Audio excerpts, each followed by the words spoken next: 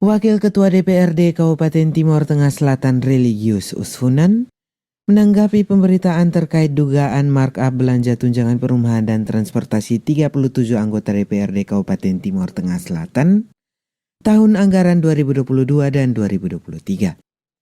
Menurut Egy, alokasi belanja perumahan dan transportasi 37 anggota DPRD TTS sudah termuat dalam standar satuan harga atau SSH yang ditetapkan pemerintah, yakni 10 juta rupiah untuk tunjangan perumahan dan 11 juta rupiah untuk tunjangan transportasi. SSH itu pun diajukan pemerintah sebelum pembahasan APBD. Karena itu, rekomendasi Badan Anggaran adalah dikembalikan kepada SSH yang ditetapkan pemerintah.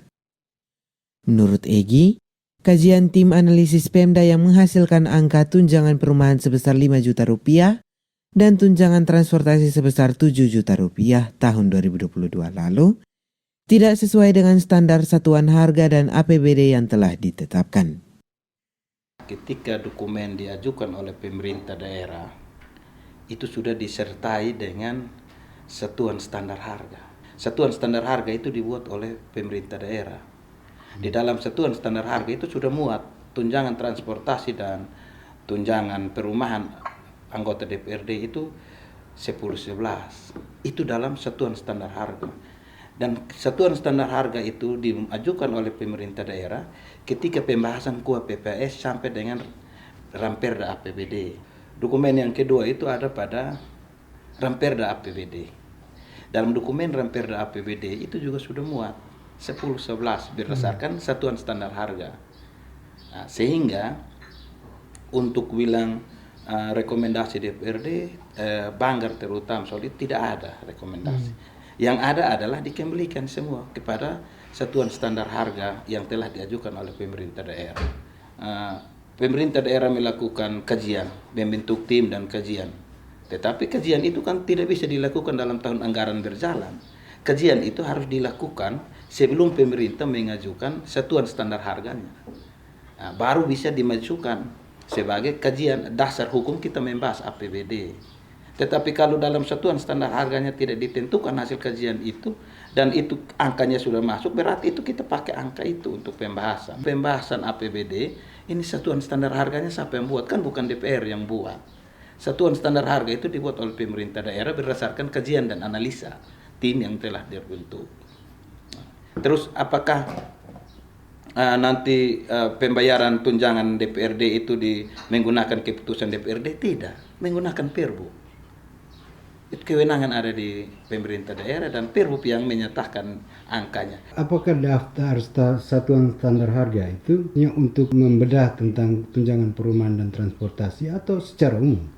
Kalau untuk daftar satuan standar harga itu secara keseluruhan. Daftar apa yang harus kita bayarkan, kegiatan apa yang harus kita bayarkan, nilai-nilai, contohnya angkutan apa, semua itu sudah ditentukan di dalam satuan standar harga sebelum kita bahas APBD. Termasuk di dalamnya tunjangan-tunjangan. Itu di dalamnya juga sudah atur tunjangan, termasuk tunjangan DPRD, perumahan dan juga dengan transportasi. Satuan standar harga setempat itu berapa? 10-11 di dalam 10-11. 10-11.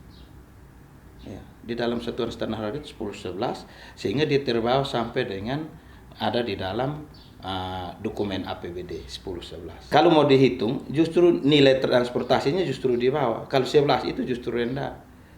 Karena kalau standar harganya 800 dikali 30 hari berapa? 24 juta. Itu kalau kita mau ikut. Itu hitung lurus ya. Iya, tetapi karena di dalam dokumen RKA dan itu sudah ada di dalam dokumen APBD, ya kita ikut itu.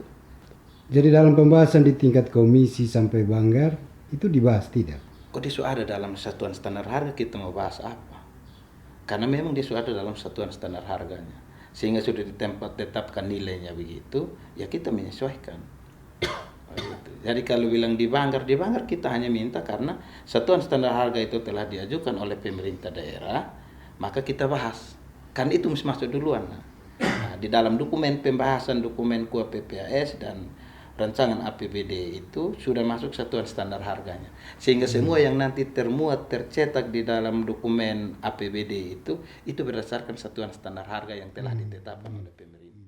Mencuatnya skandal dugaan markup penghasilan tidak tetap belanja perumahan dan transportasi 37 anggota DPRD Kabupaten Timur Tengah Selatan tahun 2022 dan tahun 2023 karena realisasi pembayarannya terindikasi kuat tidak merujuk pada lampiran 3 Permendagri nomor 7 tahun 2006, Permenkeu nomor 96-PMK.06-2007 dan PP nomor 18 tahun 2017.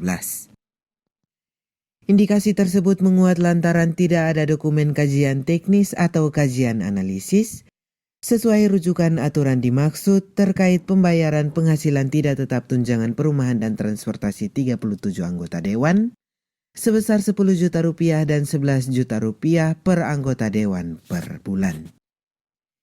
Informasi mencengangkan lainnya yang dihimpun media ini menyebutkan, tunjangan perumahan dan transportasi para anggota dewan yang diterima secara mentahan tanpa kajian teknis ini bukan saja di tahun 2022 dan tahun 2023, namun diduga diterima sejak tahun 2017 lalu.